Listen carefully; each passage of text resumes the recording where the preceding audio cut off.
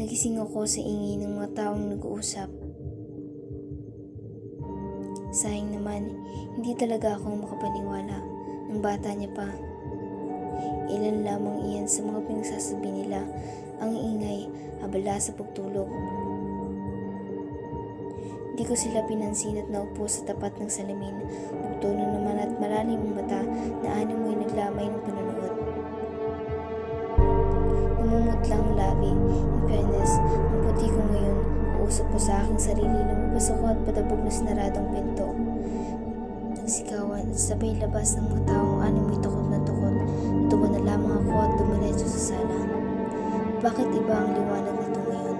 Bakit ang daming tao? Bakit ang daming bulaklak? Bakit hindi may pinta ang mukha ng mga tao? Nagpatuloy ako sa paglalakad at nakita ang kabuuan ng sala. Bakit may lamay?